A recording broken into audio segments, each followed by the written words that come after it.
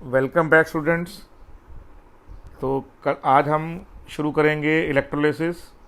तो इलेक्ट्रोलिसिस क्या फिनोमेनन है? इलेक्ट्रोलिसिस एक फिनोमेनन है जिसमें हम क्या करते हैं, इलेक्ट्रोलिसिस के फिनोमेनन में हम इलेक्ट्रिसिटी का यूज़ करके इलेक्ट्रिसिटी कॉजेज ए केमिकल चेंज, इलेक्ट्रिसिटी कॉजेज ए केमिकल चेंज। जो इलेक्ट्रिसिटी है वो केमिकल चेंज करती है। यहाँ पे क्लियर है आपको? तो इलेक्ट्रिसिटी कॉजेज ए केमिकल चेंज। अब आप चेक कीजिए, यहाँ पर ये डायग्राम आपके सामने बना हुआ है।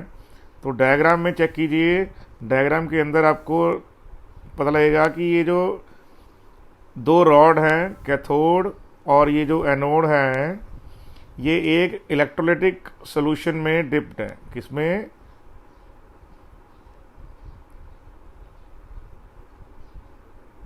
इलेक्ट्रोलाइटिक सॉल्यूशन में डिप्ड है। तो इलेक्ट्रोलाइटिक सॉल्यूशन का मतलब क्या हो गया? इलेक्ट्रोलाइटिक सॉल्यूशन का मीनिंग हो गया कि उसमें कैटायन और अनायन है। आप चेक कीजिए, ये नेगेटिव टर्मिनल बैटरी का चेक कीजिए, नेगेटिव टर्मिनल बैटरी है आपका, और ये पॉजिटिव टर्मिनल बैटरी का। तो ये बैटरी है, ये आप मान लीजिए एक्सटर्नल सोर्स है। क्या ये एक्सटर्नल सोर्स है जहाँ पे? तो जब भी आप एक इलेक्ट्रोलाइटिक टैंक में जो खुद इंसुलेटिंग मटेरियल का बना होता है, ये जो इलेक्ट्रोलाइटिक टैंक है या तो ग्लास का बना होगा या किसी इंसुलेटिंग मटेरियल का। तो ये जो इलेक्ट्रोलाइटिक टैंक है, it contains aqueous solution of an electrolyte. मान लीजिए वो NaCl है, CaCl2 है, कॉपर सल्फेट है, जिंक सल्फेट है, एनीथिंग, या फिर कोई क्या है, मोल्टन सॉल्ट है किसी आयनिक कंपाउंड का। तो वो जो मोल्टन सॉल्ट या एक्वस मीडियम है, उसके अंदर ये इलेक्ट्रोलाइटिक सॉल्यूशन है। ये जो इलेक्ट्रोलाइटिक सॉल्यूशन है, कैथोड जो है वो नेगेटिव टर्मिनल ऑफ बैटरी से जुड़ा हुआ है, और जो एनोड है, चेक कीजिए, एनोड है वो positive terminal of battery. Battery क्या है? External source. आप चाहे तो उसको सॉकेट मान सकते हैं कोई। तो आप क्या देखते हैं? आप देखते हैं जो पॉजिटिवली चार्ज कैटायन है, आप एरो को चेक कीजिए, तो they are moving towards cathode. तो जो बैटरी है, it will supply electron towards cathode. जो बैटरी है वो इलेक्ट्रॉन दे रही है इस कैथोड को। क्लियर नहीं क्लियर आपको मेरी बात समझ आ रही? और जो अनायन है, they are moving towards anode. Check कीजिए कि नेगेटिव चार्ज के अनायंस है किस तरफ जा रहे हैं, they are moving towards anode now. Sure? तो कैथोड आर मूविंग टुवर्ड्स, जो कैटायंस हैं they are moving towards cathode and anions are moving towards anode. Clear? तो जो कैथोड पे जो कैटायन होगा वो कैथोड पर क्या करेगा? मान लीजिए M यहाँ पर कोई कैटायन है, it will accept an electron, और क्या बनेगा? वो मेटल बनकर डिपॉजिट हो जाएगा। क्लियर? और जो आपके पास कोई अनायन होगा एनोड पर, वो क्या करेगा?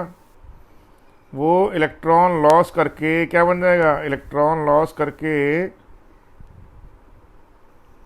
वो एनोड पे डिपॉजिट हो जाएगा। तो इलेक्ट्रोलिसिस क्या है? इलेक्ट्रोलिसिस में हम इलेक्ट्रिसिटी को यूज़ करते हैं, हम आउटसाइड सोर्स ऑफ इलेक्ट्रिसिटी को यूज़ करेंगे ताकि क्या हो, एक केमिकल चेंज हो जाए। क्या हो जाए? एक केमिकल चेंज हो जाए। Are you sure? आप इस इलेक्ट्रोलाइटिक सेल को ध्यान से देखिए। Are you sure about that? अब इसकी थ्योरी को समझ लेते हैं थोड़ा सा। आप ध्यान से देखिए, टैंक में इलेक्ट्रोलाइटिक सॉल्यूशन है, ये जो Mn का रिएक्शन है ये कैथोड पे हो रहा है। क्लियर? और जो ये X नेगेटिव ये रिएक्शन है, ये कहाँ पे हो रहा है? ये एनोड पे हो रहा है।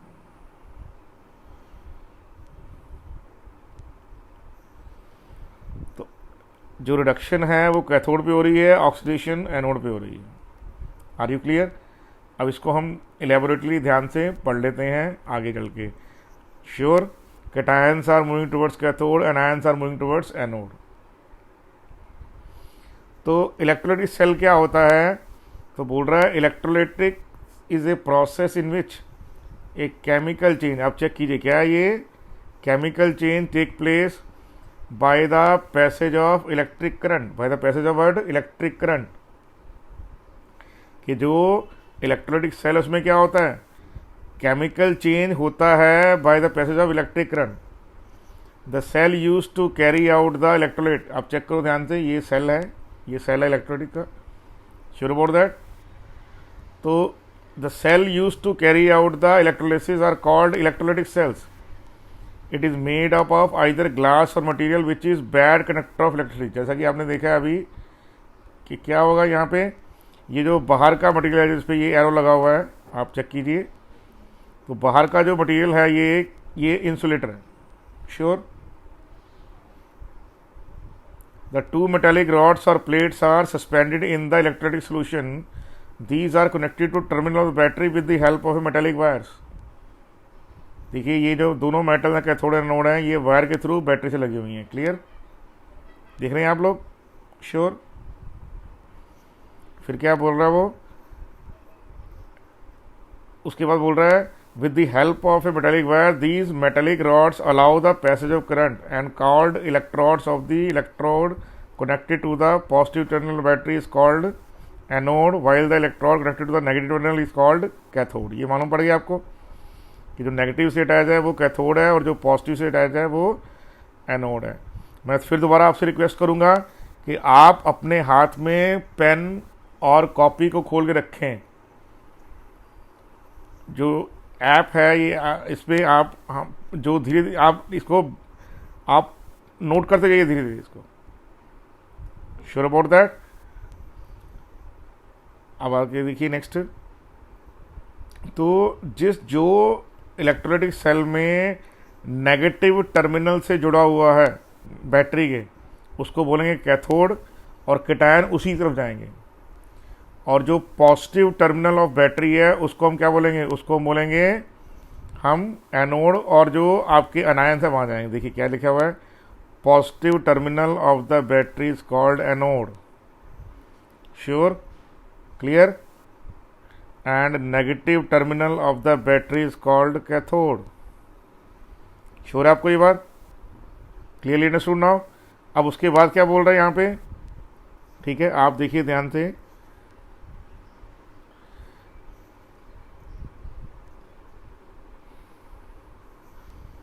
तो is called what, is called cathode. जो while the electrolytes are dissolved in water it splits into negative and positive ion. Negative ion क्या हो जाएगा, नेगेटिव आयन आपका क्या है, अनायन, क्या है ये, अनायन है,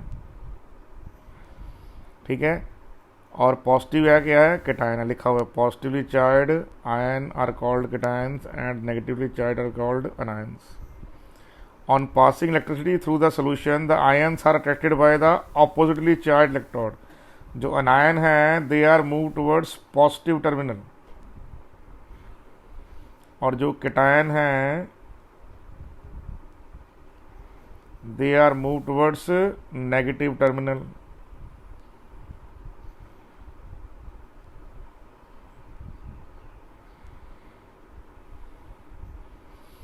तो आप चेक कीजिए, जो अनायन है वो जाएंगे पॉजिटिव टर्मिनल की तरफ, तो पॉजिटिव टर्मिनल क्या बोल रहा है, एनोड, और जो कैटायन है they will move towards negative, negative terminal क्या है, कैथोड है।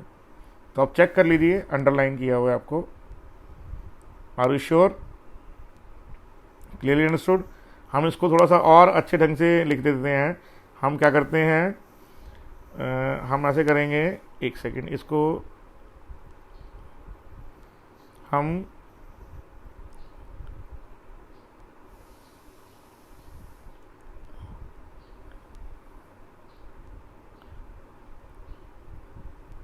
एनोड वाले को क्या करते हैं, हम एनोड वाले को हम ग्रीन लाइन से अंडरलाइन करते हैं। The positive terminal of the battery is called the anode, sure about that. तो जो पॉजिटिव टर्मिनल बैटरी है वो एनोड है, नेगेटिव टर्मिनल कैथोड है। कैथोड तो हमने एनोड वाले को ग्रीन से किया है और नेगेटिव टर्मिनल को येलो से किया है। तो उसके बाद क्या होगा, अब आप चेक कीजिए, जो अनायन नेगेटिव चार्ज अनायन, तो अनायन जो है नेगेटिवली चार्ज है, क्लियर। तो अनायन किसी तरफ मूव करेंगे, अनायन विल मूव टुवर्ड्स, तो ये अनायन जो होंगे दे विल मूव टुवर्ड्स एनोड। और जो येलो वाले में क्या है, कैटायन और कैथोड, तो cation will move towards cathode. Are you sure? आप चेक कर लीजिए, ग्रीन वाला जो अंडरलाइन है वो ग्रीन से मैच कीजिए, और जो येलो वाला अंडरलाइन है वो येलो से अंडरलाइन कीजिए। Are you sure? अब देखिए कह रहा है on passing the electric current through the solution the ions are attracted by the oppositely charge electrode. Ions negatively charge हैं, they will move towards positively charge anode. Cations हैं वो positively charge हैं, they will go towards negatively charge cathode. Are you sure? फिर उसके बाद क्या बोल रहा है, while anion move towards anode, तो अनायन कहाँ जाएंगे, अनायन move towards the anode. Clear understood और नॉट? Sure about that? और यहाँ पर जो पॉजिटिवली चार्ज है वो कहाँ जाएंगे, positively charge move towards cathode. देखिए क्या लिखा हुआ है, कैटायन मूव्स टुवर्ड्स कैथोड। तो आप जो येलो वाली लाइन है इनको इकट्ठा कर लीजिए और ग्रीन वाली लाइन को इकट्ठा कर लीजिए, तो आपको पास एक पूरा ऑर्डर आ जाएगा। श्योर अबाउट दैट और not? Clear? This movement of ions in solution is called electrolytic और ionic conduction and constituting flow of current through the solution. तो याद रखिए, वायर के अंदर चार्ज को ट्रेवल कौन कराएगा, चार्ज को ट्रेवल कराएंगे इलेक्ट्रॉन्स, और जो सोल्यूशन है उनके अंदर चार्ज को कैरी कौन करवाएगा, तो आंसर है फ्री आयंस। कह रहा है जो अनायंस होते हैं on reaching the anode give up their electron. जो अनायन होंगे, मान लीजिए कोई अनायन है, मान लीजिए ये एक्स नेगेटिव अनायन है आपका, ये एनोड पे पहुंचेगा, एनोड पर पहुंच के क्या करेगा, ये 2 इलेक्ट्रॉन दे देगा, 2 इलेक्ट्रॉन दे देगा। ये किसकी बात कर रहा है, एनोड पे। तो एनोड पे ये रिएक्शन हो रहा है, श्योर।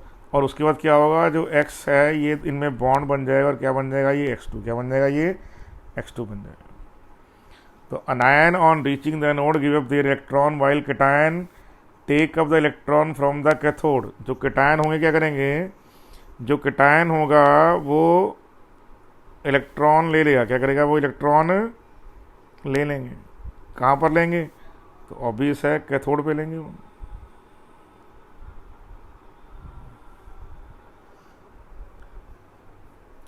और क्या बन जाएगा, ये M न्यूट्रल है, और ये देखिए गैस बन गई X2, तो ये भी न्यूट्रल है।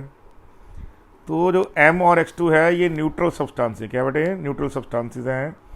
तो जो न्यूट्रल सब्सटेंस बनते हैं वो बनते हैं प्राइमरी प्रोडक्ट, और जिस फॉर्म में मिलेंगे, जैसे मान लीजिए M किस में मिला आपको, सॉलिड स्टेट में मिला या गैसियस में मिला, तो वो उसका सेकेंडरी पॉइंट हो गया कि किस फॉर्म में जो आपको मिल रहा है।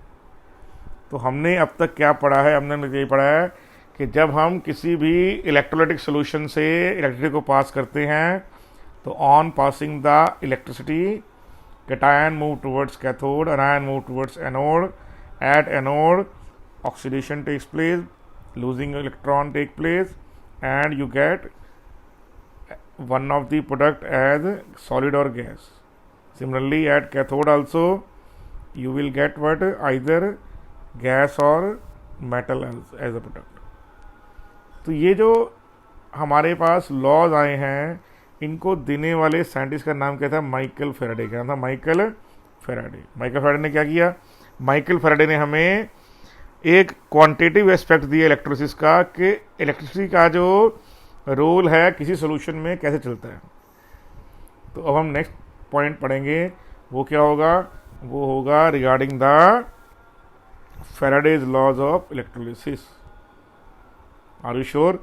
इसमें एक चीज़ और आपको जानना जरूरी है जो बहुत ही इंपॉर्टेंट है, वो क्या है, वो है कि अगर 2 या 2 से ज़्यादा कैटायन हो, मान लीजिए जैसे कैथोड पर आपके पास H+ आयन भी है और कैथोड पे आपके पास कॉपर आयन भी है, तो फिर क्या होगा, if there is any competition between the 2 or more than 2 cations, तो वो कैटायन पहले जाएगा जिसके पास क्या है, जिसकी E0 वैल्यू हाइयर है, जिसकी E0 वैल्यू क्या है, हाइयर है। इसका मतलब क्या होगा, कैथोड पर वो मेटल कैटायन पहले रिडक्शन में जाएगा जिसकी E0 वैल्यू ज़्यादा होगी। जैसे हाइड्रोजन की E0 वैल्यू 0 है, और कॉपर की ई नॉट वैल्यू 0.34 है, तो ऑब्वियस है कॉपर की वैल्यू हाई है। तो इसका मतलब क्या हो गया, जितने भी आप इलेक्ट्रॉन पोटेंशियल के अंदर मेटल पढ़ते हैं और जितने भी वो मेटल हैं जिनकी ई नॉट वैल्यूज पॉजिटिव में है, तो वो जो पॉजिटिव वैल्यू होगी जीरो से बड़ी होगी। तो इसका मतलब क्या हुआ, जितने भी आपके आयंस हैं, कैटायंस हैं, जिनकी वैल्यू क्या है, जीरो से बड़ी है, they will undergo reduction in preference to H plus ion. पानी के अंदर क्योंकि H प्लस आयन होते हैं और हाइड्रोक्सिल आयन होते हैं और वाटर होता है, क्योंकि पानी में हल्का सा आयनेशन होता है। इसके अलावा पानी के अंदर क्या है, H प्लस भी है, OH नेगेटिव भी है और वाटर भी है। और उसके साथ साथ क्या है, जो आपने इलेक्ट्रोलाइट डाला है उससे प्रोड्यूस हुए कैटायन और अनायन भी है। Clearly understood. तो there should be a competition. और मान लीजिए आपने 2-3 इलेक्ट्रोलाइट डाल दिए, कॉपर सल्फेट, जिंक सल्फेट और कैडमियम क्लोराइड ऐसे मान ली, तो इसका मतलब अब 2 या 3 से ज़्यादा कैटायन हो गए। तो जब भी कैटायन की संख्या ज़्यादा हो जाएगी, 2 या 2 से ज़्यादा हो जाएगी, तो फिर कंपटीशन होगा। तो जो डिपॉजिट होने का ऑर्डर होगा वो वही ऑर्डर होगा जो उनकी SRP का ऑर्डर है। कैथोड पर डिपॉजिट होने का ऑर्डर वही है जो SRP पे ऑर्डर होता है। और एनोड पे क्या होगा, अब चेक कर लीजिए क्या होगा। मैं दोबारा बोल रहा हूँ, कैथोड पर डिपॉजिट होने का ऑर्डर वही है जो उनके SRP का ऑर्डर है। जिसकी SRP सबसे हाई होगी वो कैटायन पहले रिडक्शन करेगा, और जिसकी SRP सबसे नीचे होगी लेकिन जीरो से ऊपर अगर होगी तो वही एक्वस मीडियम में क्या करेगा, अंडरगो रिडक्शन करेगा। Are you sure about that. अब अगर इसको आप नेक्स्ट तरीके से चेक करेंगे, फिर एनोड पे क्या होगा, एनोड पर वो अनायन जाकर पहले डिपॉजिट होगा जिसकी क्या है, comparatively low value of SRP। तो उसका उल्टा क्या होगा, जिसकी SRP लो है, ऑब्वियस है उसकी ऑक्सीडेशन पोटेंशियल हाई होगी। क्लियर अंडरस्टूड ना। तो ये पॉइंट आपको ध्यान से समझना। Are you sure about that. तो आप समझ लीजिए कि कैथोड पर वो कैटायन पहले रिडक्शन में जाएगा जिसकी SRP क्या होगी, सबसे ज़्यादा होगी। और अनायन पे सबसे जल्दी में ऑक्सीडेशन में कौन जाएगा, वो अनायन या वो आयन या वो मटेरियल जिसकी SRP सबसे कम होगी। तो कैटायन पे प्रेफरेंस मिलेगा जिसकी SRP हाइयर है, और अनायन पे प्रेफरेंस मिलेगा जिसकी SRP लो है। Are you sure about that.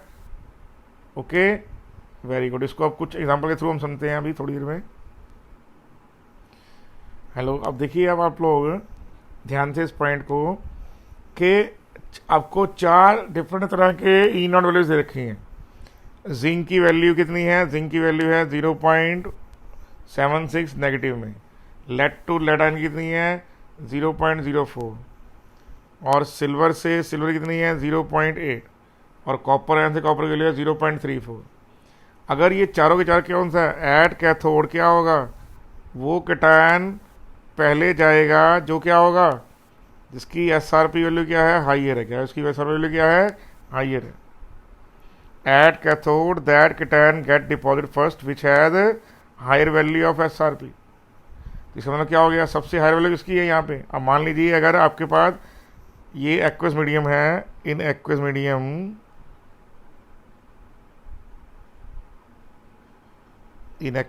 क्या होगा, इन एक्वस मीडियम आपके पास क्या होगा, सबसे पहले जो सिल्वर आयन है वो डिपॉजिट होगा, उसके बाद कॉपर डिपॉजिट होगा, और उसके बाद जो नहीं दिया हुआ वो कौन सा है, जो इसमें चारों में नहीं है, वो है H2। रीजन क्या है, जब तक पूरे का पूरा वाटर H2 में कन्वर्ट नहीं हो जाता तब तक लेड का और जिंक का नंबर नहीं आएगा। रीजन क्या है, क्योंकि इनकी ई नॉट वैल्यू नेगेटिव में है। क्या है, नेगेटिव में। किसमें है, नेगेटिव में। इसका मतलब क्या हुआ, जब तक ये पानी रहेगा सोल्यूशन के अंदर, कभी भी जिंक और लेड कैथोड पर नहीं आएंगे। सिल्वर सबसे पहले, जब तक पूरे का पूरा सिल्वर कैथोड पर डिपॉजिट नहीं होता, कॉपर की बारी नहीं आएगी। फिर कॉपर आयन आए। अब चेक कीजिए रीजन क्या है, 3 की वैल्यू है 0.8, 4 की वैल्यू है 0.34 और हाइड्रोजन की वैल्यू होती है 0। तो 0.8 और 0.34 क्या है, ये वैल्यू 0 से बड़ी हैं। H2 की वैल्यू 0 है, तो 0 is greater than the negative values. तो याद रखिए, अगर एक्वस मीडियम है तो कोई चांस नहीं है कि ऐसे मेटल आयन इलेक्ट्रोड पर डिपॉजिट हो जाएं जिनकी E0 वैल्यूज नेगेटिव में होती हैं। तो ये पॉइंट आप याद रखिएगा, ये इलेक्ट्रोलिसिस का रूल है। कैथोड पर वही कैटायन डिपॉजिट होगा जिसकी SRP वैल्यू कंपैरेटिवली दूसरे कैटायन से ज्यादा है। Are you sure? तो जब तक ये रहेगा तब तक ये चलता रहेगा। Are you sure? कैसे होगा? और मान लीजिए कि उसके बाद इलेक्ट्रोलाइट्स हैं और वो मेल्ट हो गए हैं, मान लीजिए, तो फिर क्या होगा? फिर उसके बाद 2 की बारी आएगी और लास्ट में जिंक की बारी आएगी। वैसे बोल दूं आपको, जब तक पानी है इनका नंबर नहीं आएगा, इनका नंबर बिल्कुल नहीं आएगा। Are you sure about that? Clearly understood now? तो कैथोड पे क्या होगा, जिसकी SRP वैल्यू हाई है वो पहले जाके डिपॉजिट होगा। श्योर? देखिए नेक्स्ट, देखिए अब हम पढ़ेंगे फैराडे लॉज। तो फैराडे का जो पहला लॉ है वो क्या है? Faraday's first law of electrolysis. Faraday's first law of electrolysis. तो ये जो लॉ है क्या बोलता है ये लॉ? तो Faraday first law of electrolysis हमें बोलता है कि वो कैटायन, वो सब्सटेंस जो पहले आएगा उसकी SRP ज़्यादा होना चाहिए। ये तो वैल्यूज E0 पे डिपेंड है। तो फिर फैराडे क्या नई बात बता रहा है? तो फैराडे बताता है कि अगर आपने किसी सेल से इलेक्ट्रिसिटी पास की है तो कितना अमाउंट उस सब्सटेंस का डिपॉजिट होगा वो इस बात पे डिपेंड करेगा कि कितना चार्ज उस इलेक्ट्रोड से पास किया गया है या उस सॉल्यूशन से पास किया गया है। तो फैराडे का फर्स्ट लॉ की डेफिनेशन क्या है? तो फैराडे की फर्स्ट लॉ की डेफिनेशन क्या ये है? The amount of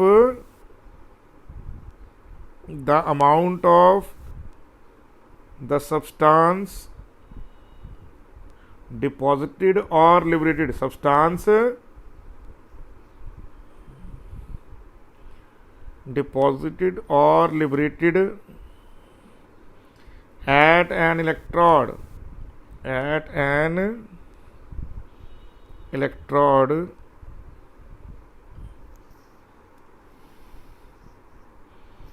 is directly proportional to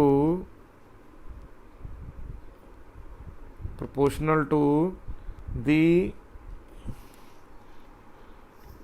amount of, कई लोग क्वांटिटी बोलते हैं, आप अमाउंट बोल दो, बात एक ही है, amount of electricity passed through it.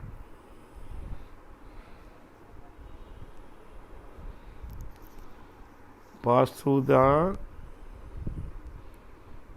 Electrolytic solution.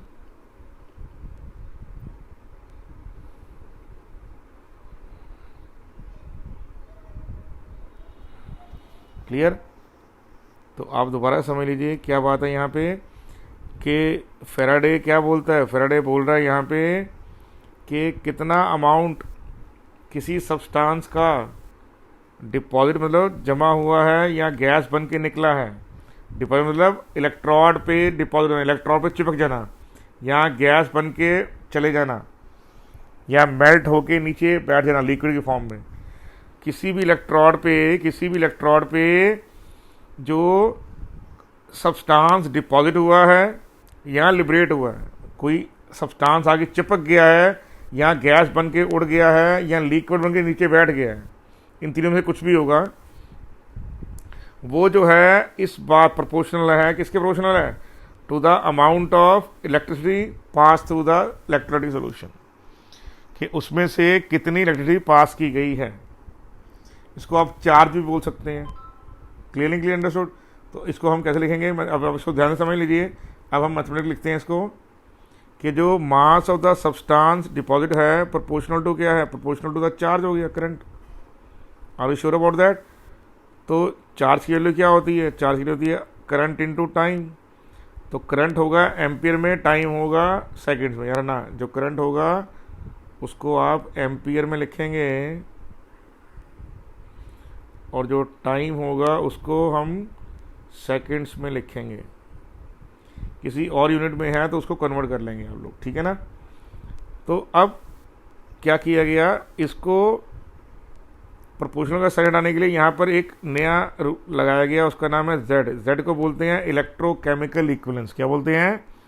Electrochemical equivalence. हम दोबारा से एक बार लॉ को बोल देते हैं, amount of the substance deposited और liberated at an electrode is proportional to the amount of charge pass through it. Are you sure about that और नॉट? तो ये जो पॉइंट है आपको समझ आना चाहिए। श्योर अबाउट समझ आ गई? समझ आपको बेटे? तो ये बहुत इंपॉर्टेंट पॉइंट है जो आपके माइंड में हमेशा चलते रहना चाहिए। क्लियर? क्लियर अंडरस्टूड ना? तो ये जो पॉइंट है आई थिंक आपको समझ आ गया है। फिर जो चार्ज की वैल्यू है क्या होती है? वो होती है I into T, current into time. फिर प्रोपोर्शनल का साइन हटाने के लिए करेंगे, प्रोपोर्शनल का साइन हटाने के बाद आप वहाँ पर प्रोपोर्शनलिटी कैंसिल लगा देंगे, जो इस केस में क्या है? इस केस में जेड है। तो जेड क्या है? Electrochemical equivalence. क्या है ये? इलेक्ट्रोकेमिकल इक्विवेलेंस है। यहाँ पे क्या है? Electrochemical equivalence. तो जेड को हम बोलेंगे इलेक्ट्रोकेमिकल इक्विवेलेंस। इसकी जो वैल्यू है किसके इक्वल होती है?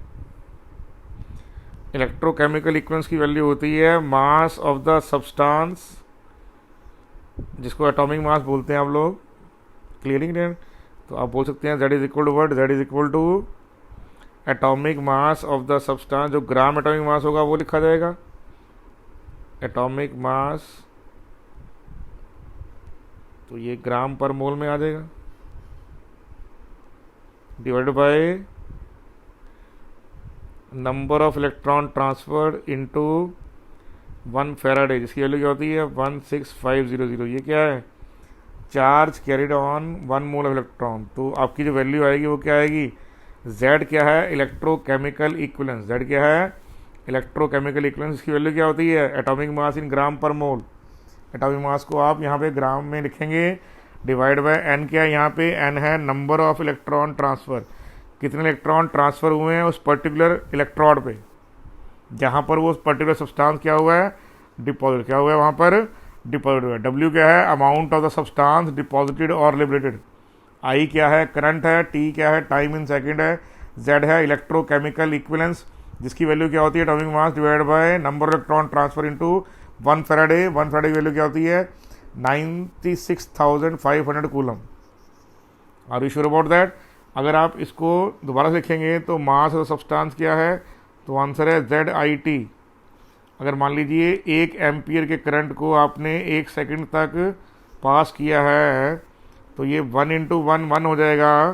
तो उस केस में क्या होगा? उस केस में W इक्वल टू जेड हो जाएगा। इसका मतलब क्या हो गया?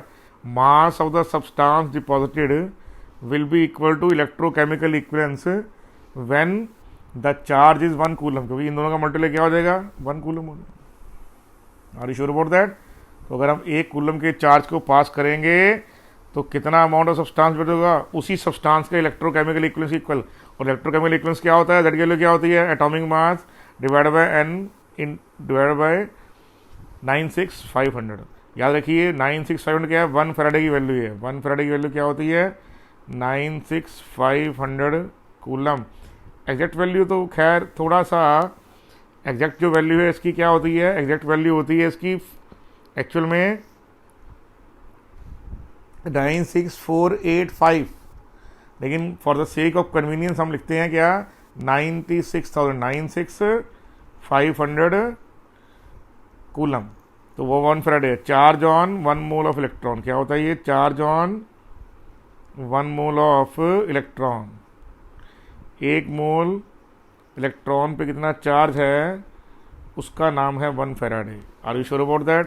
तो जैसे एग्जांपल है, आपको मान लीजिए आपको पूछा था भाई एल्यूमिनियम है, ये डिपॉजिट हुआ है मान लीजिए, तो ये कितने इलेक्ट्रॉन यहाँ पे हुए? 3 ना।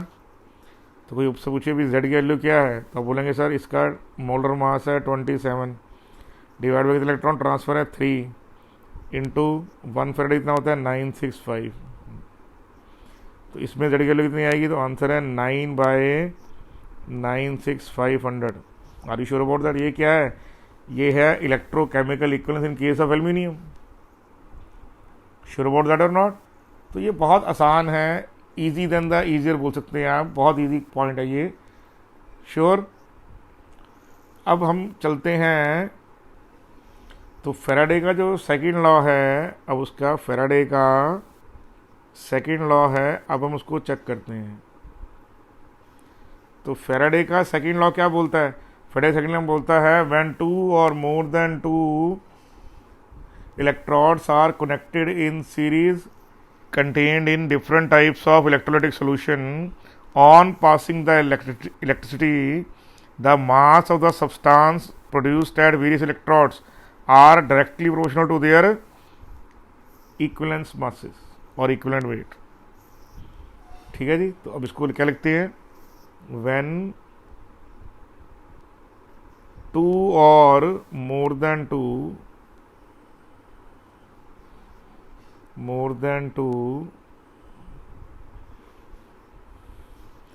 electrodes are connected in series, electrodes are connected in series, इसको मैं सीरीज को दोबारा से लिख रहा हूँ।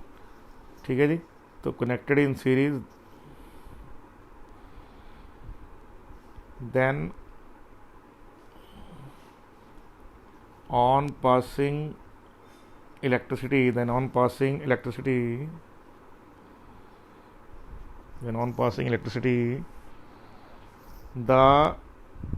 mass of the substance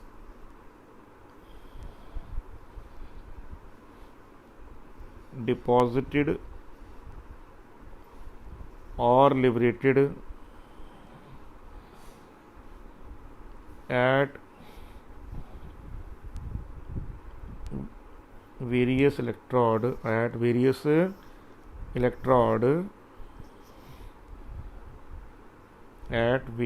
electrodes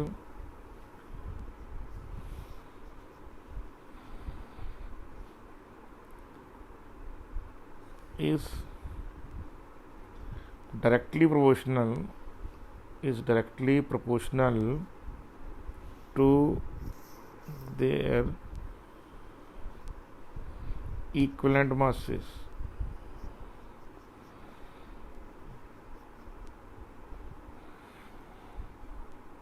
इसका मतलब क्या हो गया? दोबारा से, when 2 or more than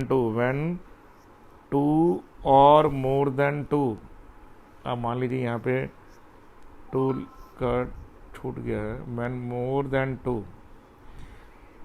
2 or more than 2 electrodes are connected in series, इनको आप सीरीज में कनेक्ट कर देंगे। then on passing the electricity, क्या होगा?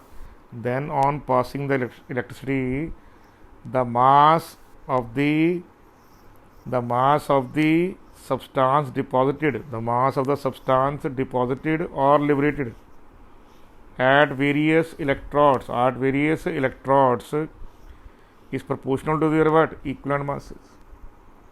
तो ये जो पॉइंट बाय पॉइंट चीज़ें आपने चेक करनी है, ये आपको समझ आनी चाहिए। जब 2 या 2 से ज़्यादा और मोर, when 2 or more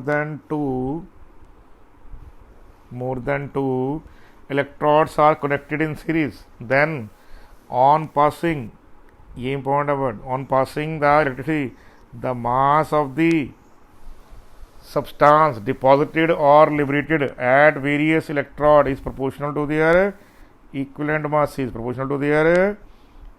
masses। Sure about that? तो ये पॉइंट आप सबको क्लियर है बेटे? Very good.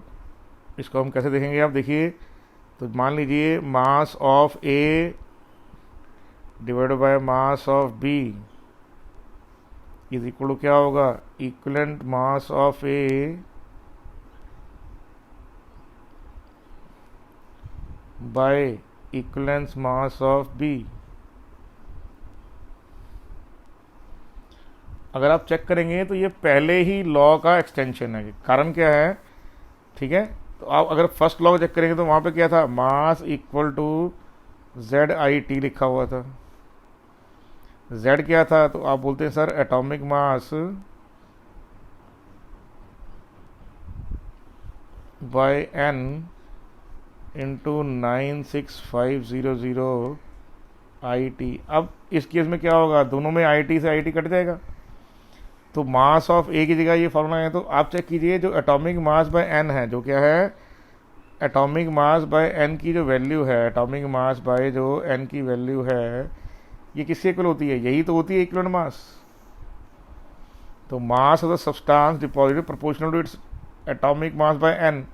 तो एटॉमिक मास बाय एन क्या है, ठीक है ना, एटॉमिक मास बाय एन क्या है, यहाँ पे एटॉमिक मास जो है, एटॉमिक मास जो है बाय एन कर देंगे आप इलेक्ट्रॉन ट्रांसफर, तो कितना आएगा, इक्वल, यही तो इक्विवेलेंट मास। तो जो सेकंड लॉ है उसका जो मैथमेटिकल रिप्रेजेंटेशन है वो एक्चुअल में फर्स्ट लॉ का एक एक्सटेंशन ही है और कुछ नहीं। बस इसमें फ़ायदा ये है कि चाहे आप एक ही सीरीज़ में आप 10 या कितने मर्जी सेल लगा दो, 100 सेल लगा दो, सब में सेम जितना भी अमाउंट सब्सटेंस डिपॉजिट होगा वो आपस में प्रोपोर्शनल होगा। किसमें होगा, प्रोपोर्शनल होगा।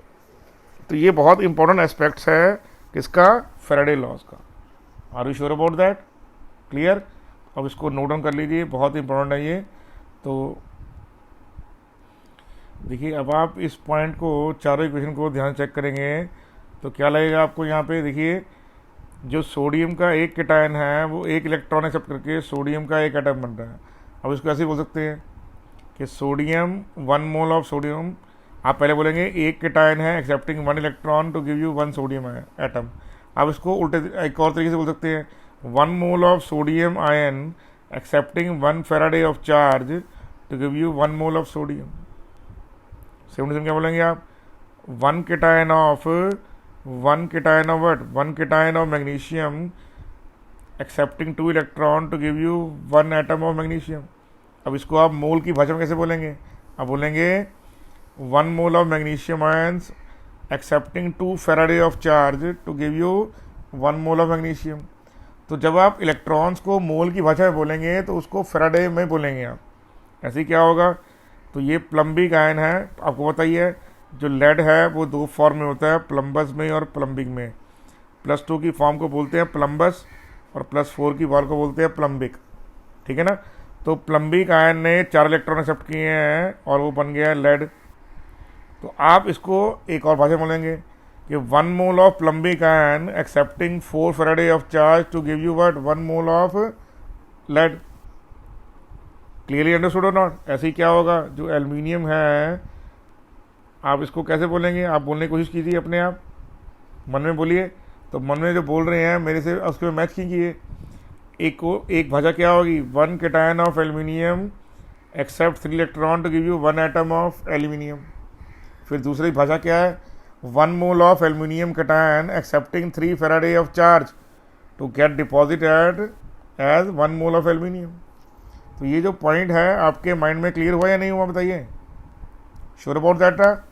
तो छोटी बातें हैं ये आपको समझनी चाहिए कि एक अगर एटम या आयन में बोल रहे हैं तो इलेक्ट्रॉन बोलेंगे, लेकिन वही भाषा 1 मोल में बोल रहे हैं तो आप इलेक्ट्रॉन को फैराडे की भाषा में बोलेंगे। 1 इलेक्ट्रॉन लिखा है तो 1 फैराडे, 2 इलेक्ट्रॉन लिखे हैं 2 फैराडे, 4 इलेक्ट्रॉन लिखे हैं 4 फैराडे, ऐसे बोलेंगे इस चीज़ को। क्योंकि 1 मोल इलेक्ट्रॉन पे जो चार्ज होता है उसी का नाम होता है 1 Faraday, that is 96,500 coulomb. Are you sure about that. अब आप इसी को एक और लैंग्वेज में लिखेंगे। मान लीजिए आपके पास क्लोराइड आयन है। क्लोराइड आयन जो हैं they will give you chlorine gas by losing 2 electron at anode.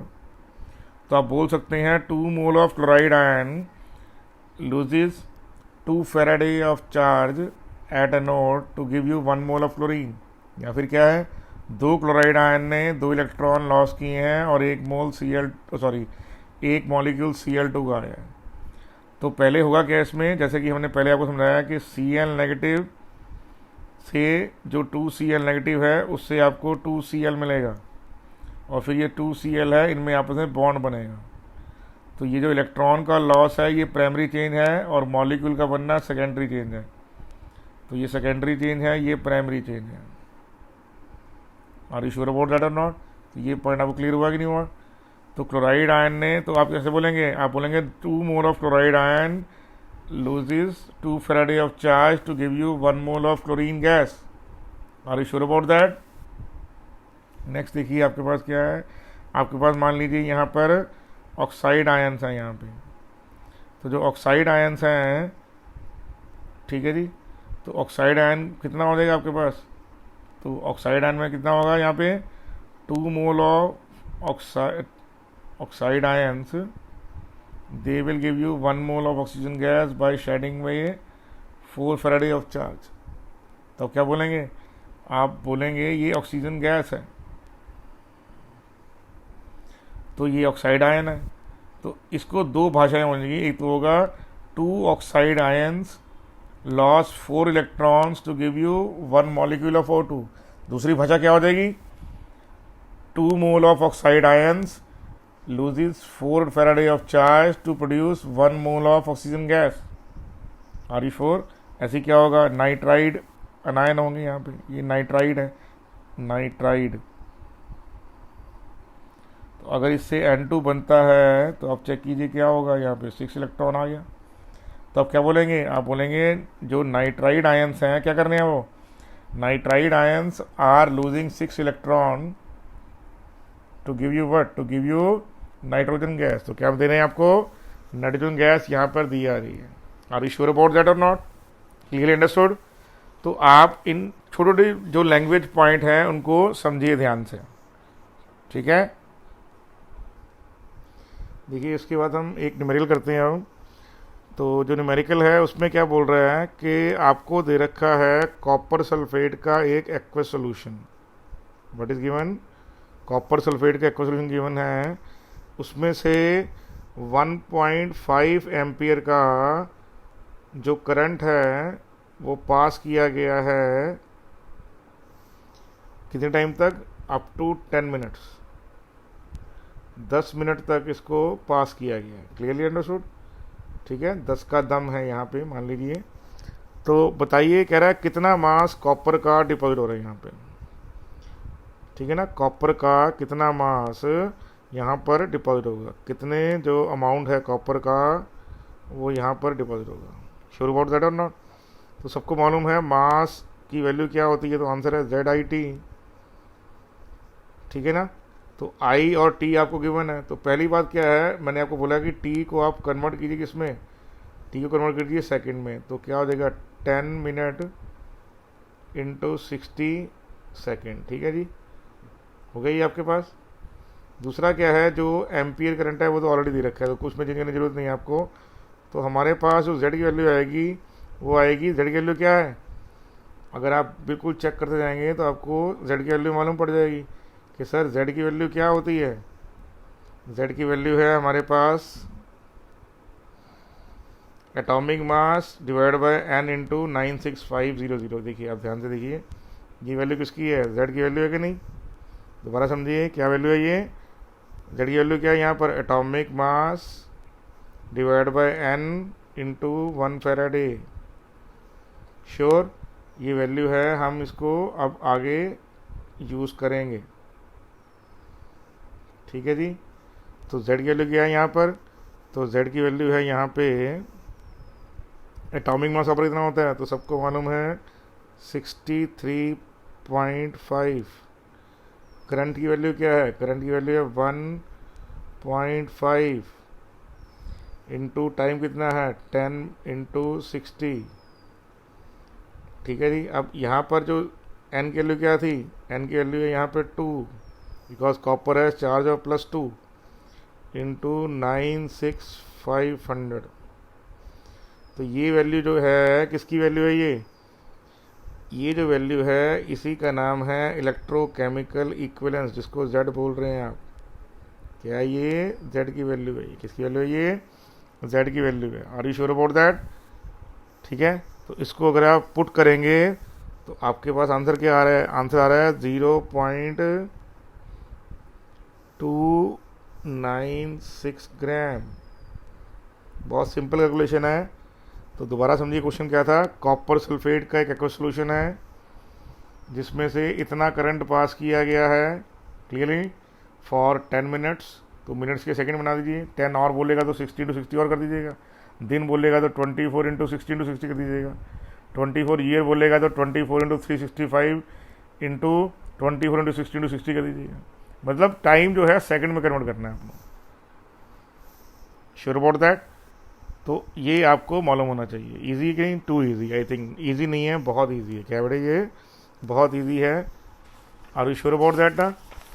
Clear. तो अब हम इसको लेके आगे चलते हैं। नेक्स्ट क्या है बेटे?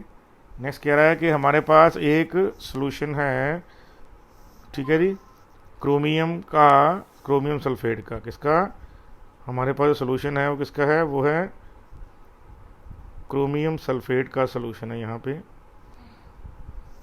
तो कह रहा है जी अगर मैं चाहता हूँ कि मेरे पास 1 ग्राम क्रोमियम आ जाए। कितना आ जाए?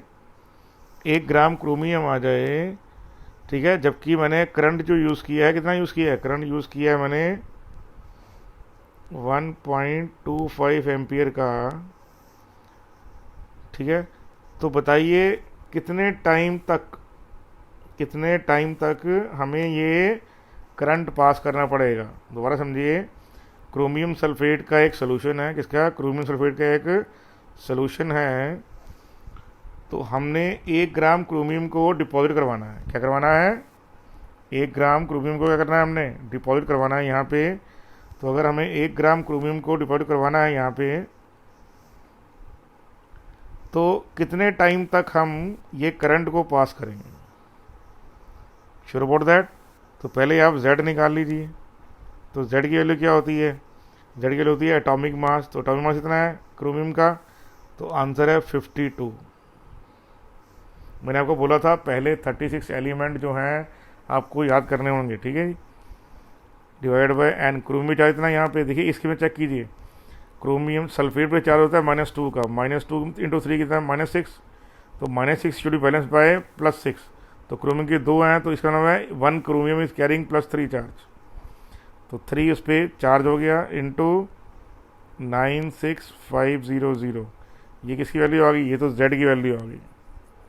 क्लियर।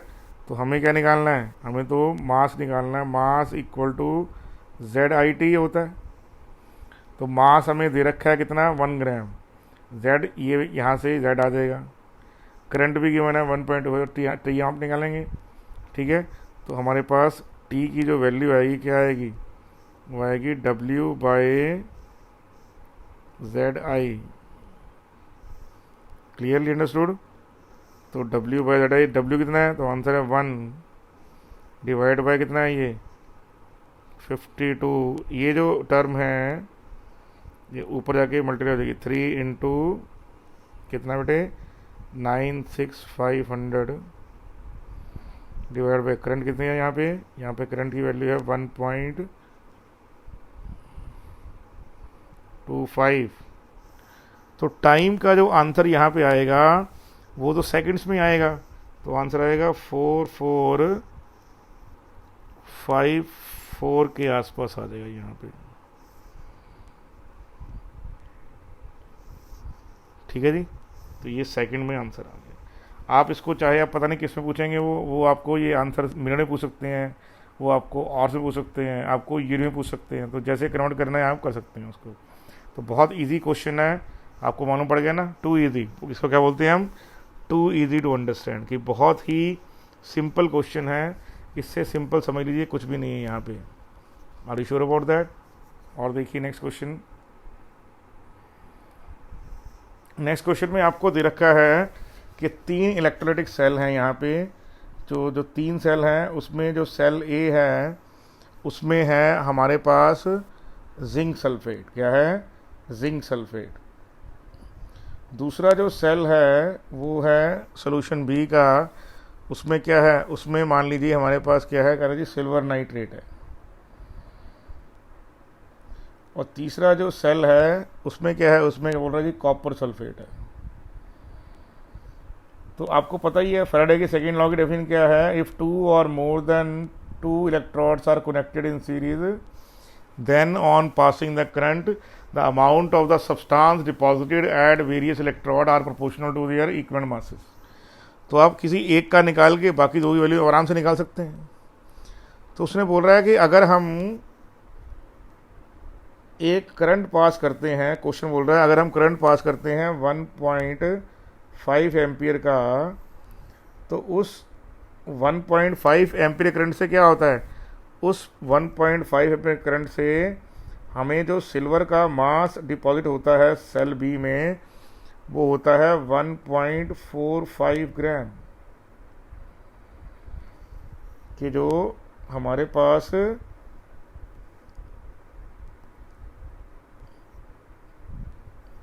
1.45 ग्राम का सिल्वर डिपॉजिट होता है. तो उसके क्वेश्चन क्या है, पहले तो कह रहा है कितने बताइए. अब ये जो 1.4 तीनों सेल में ए बी सी तीनों सीरीज में कनेक्टेड है.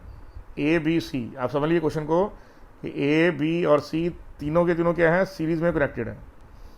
तो जितना अमाउंट ए का डिपॉजिट होगा उसी प्रोपोर्शन में ए और बी और सी भी डिपॉजिट होगा. यहाँ जिस प्रोपोर्शन में बी डिपॉजिट होगा उसी प्रोपोर्शन में ए और सी डिपॉजिट होगा, क्योंकि फैराडे का लॉ है ये.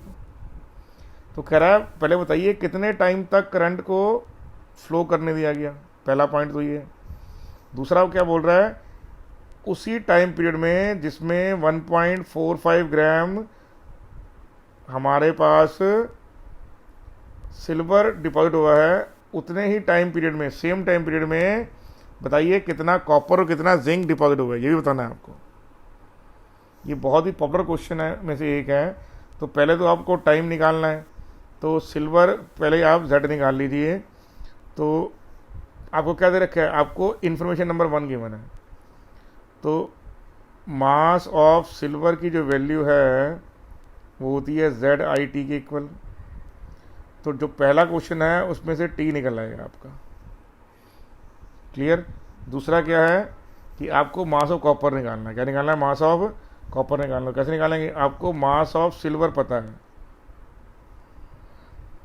तो आपको मास ऑफ कॉपर अपने मालूम पड़ जाएगा. क्यों, क्योंकि मास of silver by mass of copper का रेशियो वही होगा जो सिल्वर और कॉपर के इक्विवेलेंट मास का रेशियो होता है.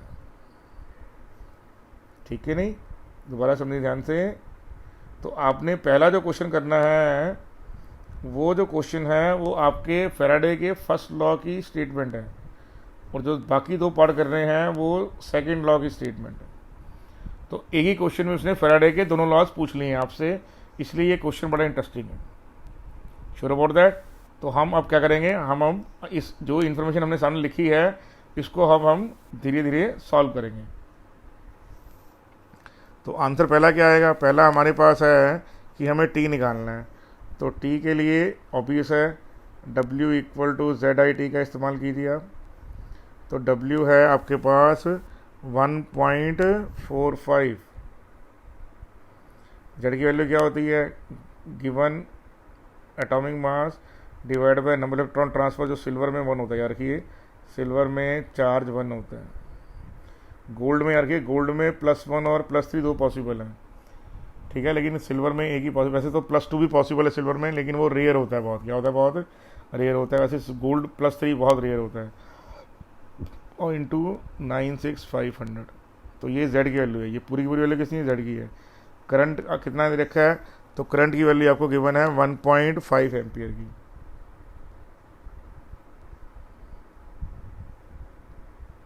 Clear understood. तो अगर 1.5 की वैल्यू आपको गिवन है तो ऑब्वियस है आपको T निकालना है. तो T कैसे निकालेंगे आप, T निकालने के लिए हमारे पास अब तरीका क्या है, इसको क्रॉस मल्टीप्लाई कीजिए, you will get the answer.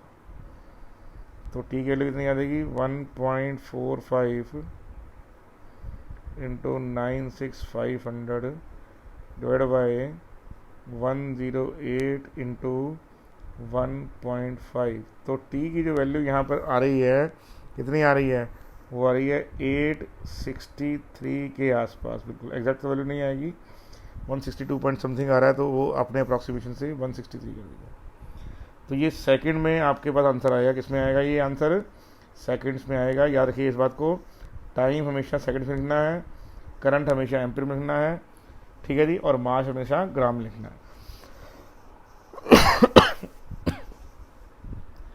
अब आपको क्या करना है, अब आपको मास निकालना है। तो मास ऑफ सिल्वर आपको पता है, मास ऑफ कॉपर आपको निकालना है, is proportional to equivalent mass of silver divide by equivalent mass of copper, ठीक है जी। तो सबको पता है सिल्वर पे +1 का चार्ज होता है, कॉपर पे +2 का। तो इक्विवेलेंट मास क्या होता है, molar mass divided by charge. Copper क्या होगा, मोलर मास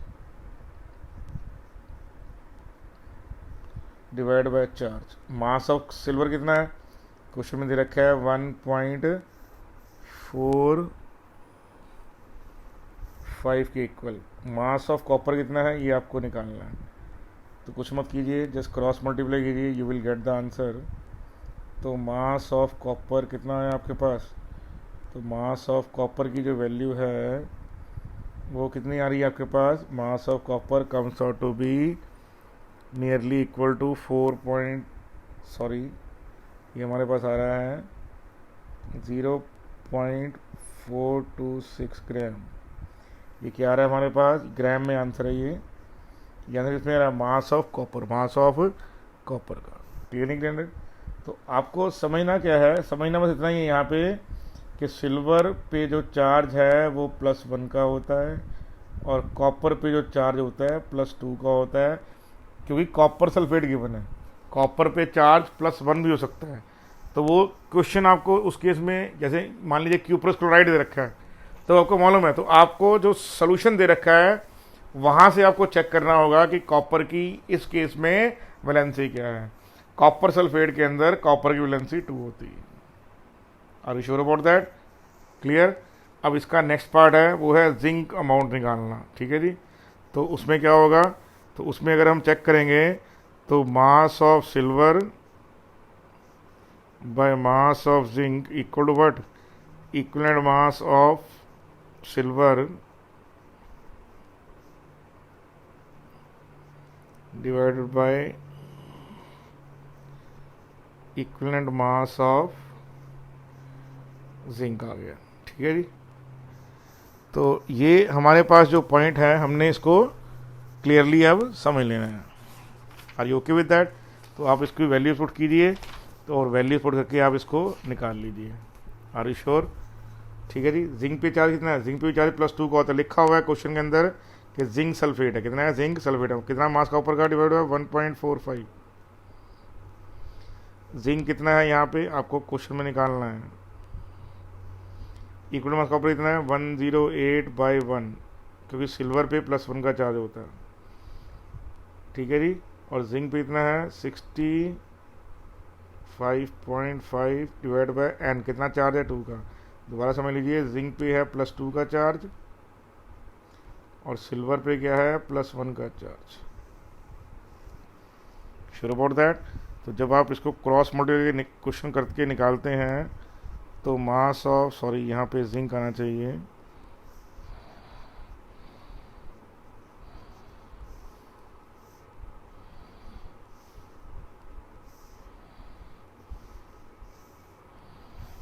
तो मास ऑफ जिंक क्या आ जाएगी आपके पास, तो क्रॉस मल्टीप्लाई कीजिए, you will get the answer.